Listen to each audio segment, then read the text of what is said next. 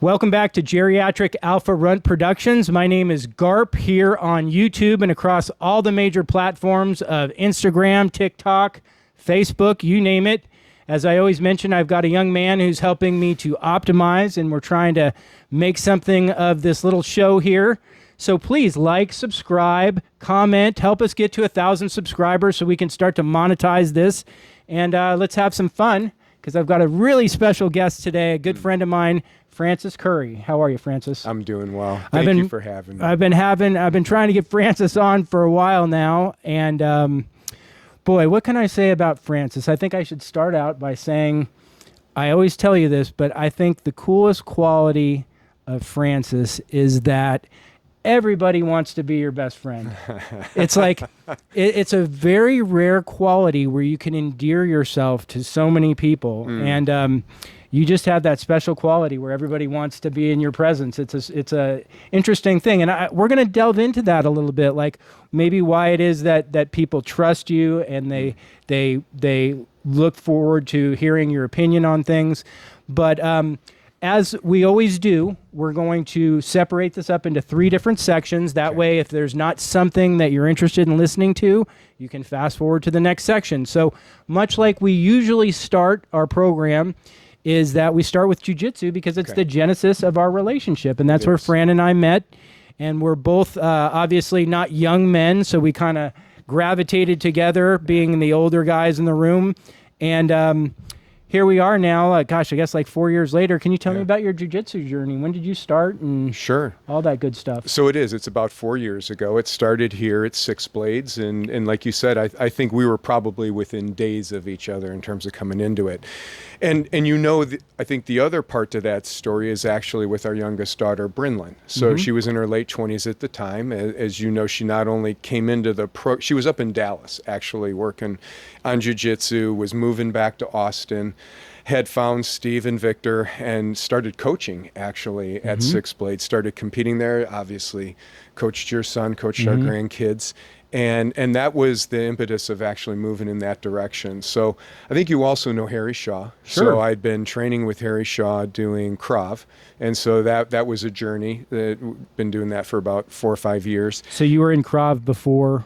Yes. So I started in Krav first. It's funny, Anthony, it was a story of my wife and I were doing concealed weapon permits. Oh, wow. And so in that process of going through it, you get to the end of the class and you can do a very static shoot at, golly, 10 feet and you can hit the target. And it's so interesting because it's just like so programmed. It's so calm. It's so unlike anything that's probably going to happen if you ever have to deploy your weapon. Sure. But at the end of the class, the gentleman goes through all the things you can't do if you're under an attack. And one of them is, if you brandish your weapon first, if you put your hand on your weapon first, you've become now the assailant. Oh, wow. You're no longer in the protection mode. You're now causing the interaction. And that caused a great deal of concern in my mind. I'm not of a legal, I don't have a legal background, but just analytical and thinking it through, and thought that's going to either require me to train on a daily basis of when to deploy a weapon and how to read a situation and just know what to do. Or, and actually the way it started was I asked the gentleman, so when do you teach me how to retain my weapon? Because should I deploy it, I don't want to get shot with my own gun. Sure. And I was worried that I would actually be able to keep it if we got into a scuffle. So all of that to say, I got to the point of, I'm not going to carry a weapon. I'll carry a knife. I have a knife in the car, but that's about as far as I'll go. So I'm not going to carry a gun, so I better learn how to defend myself. And it just so happened at that same point in time, a video came out on YouTube actually, and it said, if you call 911, you literally have to be able to survive 10 minutes because that's the response time for the police. Okay. And they said, and if it starts on the feet, it'll last on the feet for 2 minutes, and then it's going to go to the ground. And I thought, well, Krav is pretty good, on the feet. it's got a little bit of ground defense, but I thought, well, jiu-jitsu then would be the next step in that progression. Brinlyn was doing it. So I thought maybe this is the time to step into it. She really thought the world of Steve and Victor. Arash was there at the time. So, it was just getting started. The family was just starting to form, and that's when I got into it. And like you said, I mean, the people, you and all the other guys that we roll with, just so welcoming and so nice to be around. Well, I mean, for sure, I agree with you, and I've just got to take the conversation to Krav for a moment more because I'm so interested in finding out. So tell me about Krav, because the limited that I know, it's self-defense, but it's like using weapons and stuff. Can you tell me about that? No, actually, you can progress to that point if you want, but if you're getting to the point of weapons, you've probably taken it from your assailant. Like if you carry a weapon, that's what Harry does. Some of the other folks do.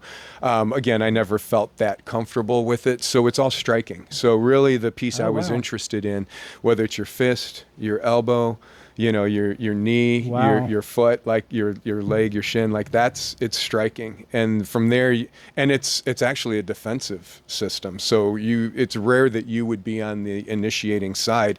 You're actually going to wait for the assailant to do something first. Is it also like a military born thing? It is Israel. So it's an Israeli defense system.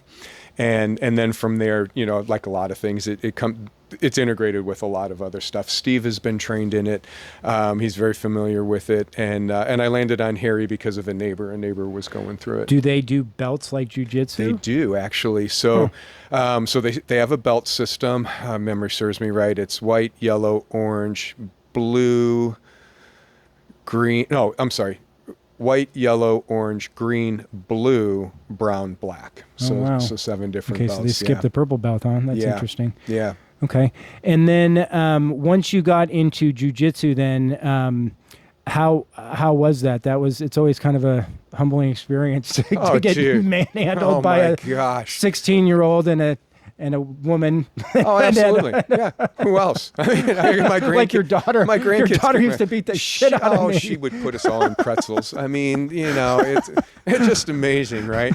And which I think speaks to the element of that discipline, right? You don't have to be the biggest guy, the strongest guy. It's technique. And I know that, Steve and Victor, all of the coaches, they drive that into us, right? That it's technique. And when you're in the middle of it, like you've said, and you've got somebody just putting the pressure on you, it's so hard to go, oh yes, remember, just use technique. And I look, I believe in technique, jiu-jitsu works and all that, but there's a reason that there's weight classes. There's a reason that there's age classes. I mean, that's the reality. I mean, even today, I was just already at a jiu-jitsu class, and it was some heavier white belts. So what that means is newer guys that are younger and heavier. And boy, they were giving me all I could handle today at lunchtime. Absolutely. But it is very interesting because jiu-jitsu triumphed today, at least. I mean, the progression from having some skills to not having much made up the difference for the weight and the age. Yes. But, all things being held realistically, like, do you ever hear that Boyd belt system? Yes, I have. Jason talked to you about that? I have. I love that because it helps me to justify to myself that, you know who you are. You're 55-year-old lightweight. You can't expect to be hanging with 35-year-old brown belts or even blue belts. I mean, somebody's younger and bigger and stronger. It doesn't matter if they're lower than you in a belt rank, because that strength is a big makeup. Yes, agreed. So now jiu-jitsu, currently you're purple belt, correct? Yes. And you mentioned you had been there for 4 years. Yeah. How was your progression? Did you just talk to me about the belts a little bit, like your experience and stuff. I mean, they tell you not to chase belts, but right.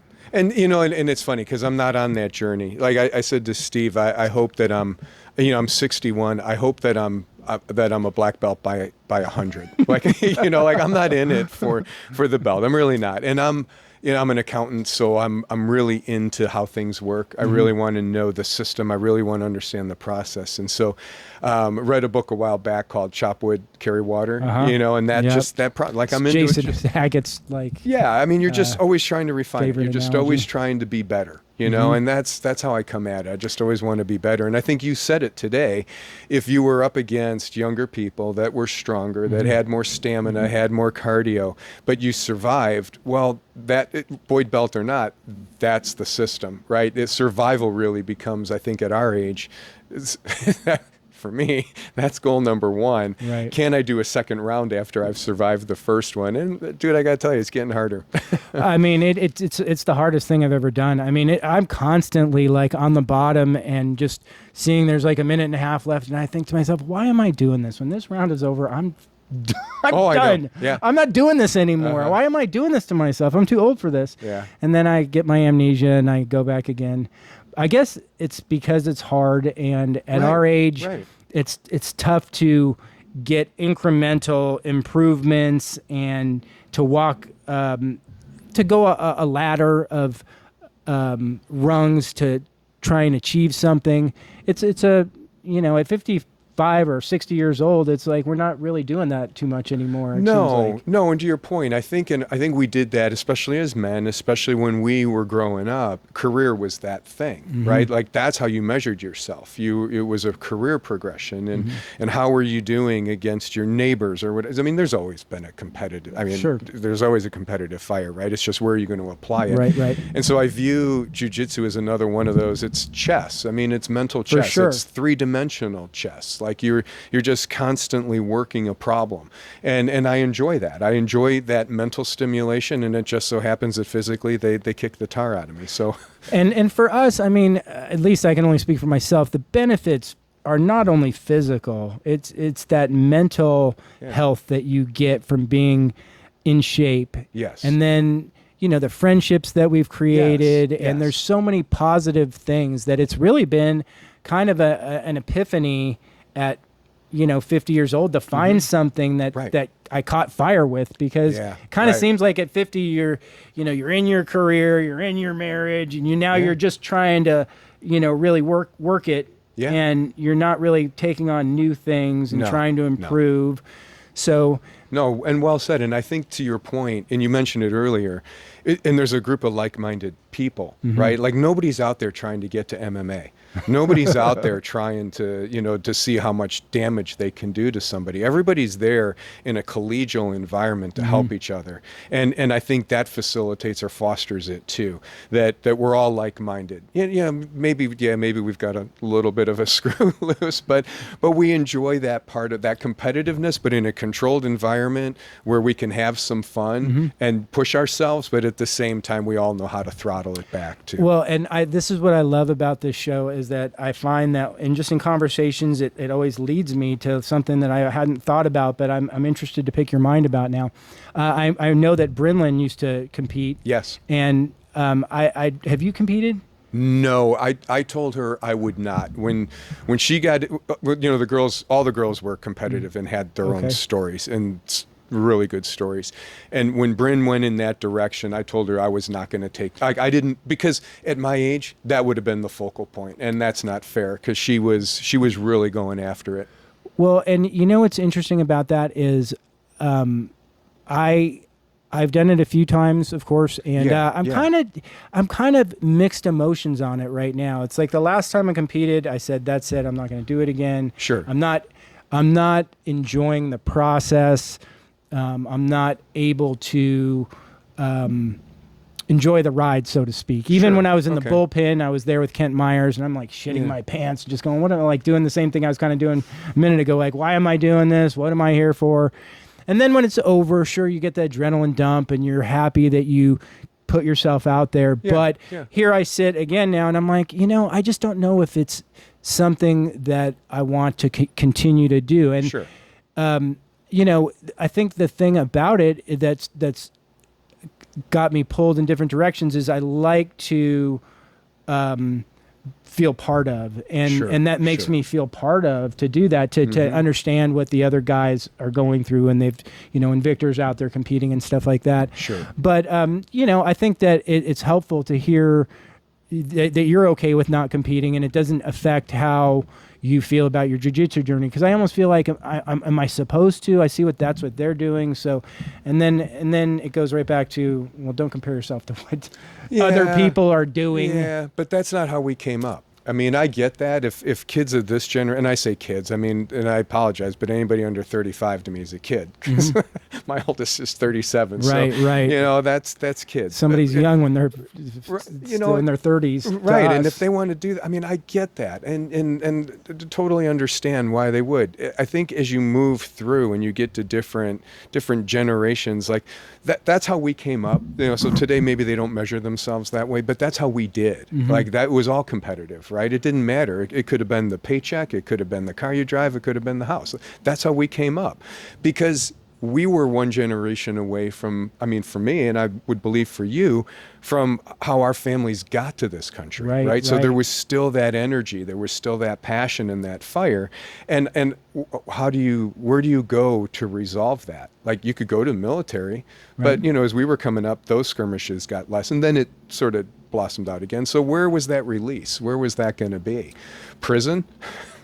Right? I mean, I didn't want to go there. So it's interesting, because when I had Randy Aitkins in here many interviews ago now, he was saying that the thing that jiu-jitsu does for him is it really scratches that primal itch that he used to feel when he was a kid, that he wants to roughhouse with his friends and he wants to wrestle. And I'm thinking, I can relate to what you're saying. It brings you back to that primal urge of playing and having fun. Sure. So, and we're guys. I mean, that's what we did. We were hunter-gatherers, right? So, I mean, you went out with the group, you went out with the tribe, you went on the hunt, and that was the success, right? So I think that's the way God made us. That's one of the switches that we have.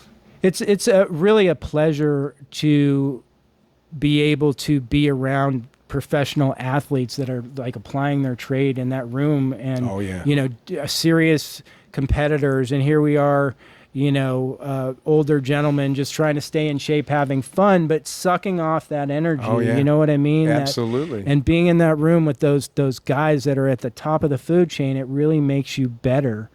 So, well, and it also shows you how good they are. Because, like, from my perspective, like, I almost sometimes feel like they're the cat and I'm the little squeaky toy, and they're just playing with me, right? Sure. Because it's like when they want to go, it's just snap, and like what happened? Like I'm tapping, right? But they allow you to work through. I mean, I love rolling, with Steve and Victor, because I mean they could literally kill me in a second, right? But they allow me to work through things, and it's fun to watch their face too, like when you figure something out or when you do a particular move, and that's their grace. That's the grace, I think. And it gives them an outlet to give something back, because I'm sure for them, like when you get on the mat, like there's nothing about being a friend. I mean, it's like, yeah, for sure. And the levels are just like, you think that, well, there's only the levels of the belts, but the levels are there's so many levels. Like you think that, like, you think that you're okay, but then you'll go with Malulo and you'll realize that how many levels he's above you, even though you're both purple belts. Oh, yeah. And then you'll see him, though, go with, I don't even, like Yuri or someone, and you see that level then is changed to the next guy. And it's like, and then you just know that Yuri's not where Steve is, and so on and so on. And it's like the levels are just one after another, and there's so many. So it's never ending. No, and I think the parallel for me is like I look at professional football, and so you compare it to where the collegiate level, right? And so the top 1% get to the pro level, right? So they're the top 1% of all the football players in the country, and yet inside of that triangle of the top 1%. There's a top 1% that go to the Hall of Fame, right? Sure. So I mean, like even there. So I mean, to me, that's sort of the level set. That even at that elite level, there's yet another level of elitism. I mean, I asked Victor one day when he was in here, and I was helping him do some framing and whatnot. Do you believe that you're going to win? He's like, yeah, I always believe I'm going to win. And it's love interesting it. because I love it. you, and I asked him, like, where did that come from? Did it come from winning a lot, or did it, was it programming from your parents? And, you know, it's just a very interesting mentality to believe that you can win all the time, because I think that it's a logical approach to, like, look at a situation and go, I may not win. I'm going to try my hardest. You can always say that. I'm going to try my hardest. But you may not believe that you're going to really win. So I'm going to bring that back to Brinlin. So, you know, Britt's oldest sister was a swimmer, and she was an Olympic level swimmer. Oh, wow. Like, she went to the Olympic trials. She was that good. Wow. Holds 6 of the fastest 50 times in Texas. Holy moly. Ever, right? So here comes Bryn, and Bryn's in her shadow, right? And Britt was a competitor. She'd outwork anybody. Like, you know, she was swimming with Phelps and Torres and you know, all of these people, right? And so Britt would just outwork them. Like, you know, she did, maybe her talent was good, but her work ethic, nobody touched her. And Bryn was so funny because Bryn was competitive. So Bryn would, I mean, I'm not kidding you, Anthony, it was the funniest damn thing. Bryn would get on the blocks and you'd see her, and you'd watch these swimmers, you know, I mean, like these swimmers, and you just see their shoulders like defeated. She had them beat before they ever entered the water. Wow. And so that was always Bryn. Like, she was just a competitor. And so she was going to outgrind you. And so I think this sport for her, she needed that physicality, because swimming and she did everything. She did track, she did basketball. I mean, she did everything, golf, but I think it was the physicality that she was lacking. Like, she just wanted to beat somebody up. So that, you know, getting out on the mat allowed her to do that. And that is where you get that star, is when you marry the effort to the talent, because oftentimes you've got the person who's got that drive but not the talent. Or you've got the person that has the talent but they don't have that fire to work hard, to practice. Yeah. Like, you know, like Michael Jordan was good at basketball, but he outworked everybody else. He outworked everybody. You know what I mean? So yes, he had talent, but it wasn't by accident. You know, like Tom Brady wasn't the best by accident. No. And I'll say that, like, our oldest, she outworked everybody. Right. Our middle daughter had more talent than I've ever seen in an athlete. It was just unbelievable. And Bryn, I'd always say, don't turn your back. She's going to get you. She is going to beat you. It's never over. And it's funny to watch. So I always say, you know, we know how wide, how long, and how deep our gene pool is, because they're all so different. But it's neat to see how each one of them comes at it.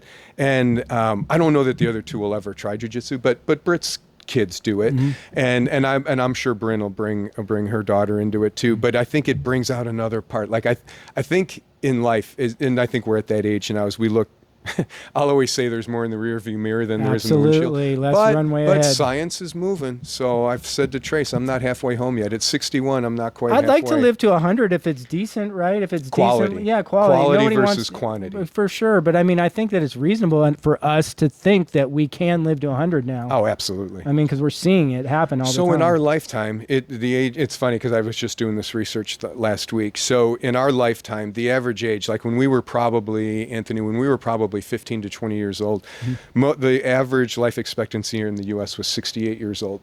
Today it's 79. So you think in our lifetime, it's moved 10 years. Right. And now with AI and the ability to put that towards pharmaceuticals and towards other medical research, 100, I think, is going to be a point where we look at benchmark. We're going to look at quality. The quantity is going to be there, but is the quality such that we like it?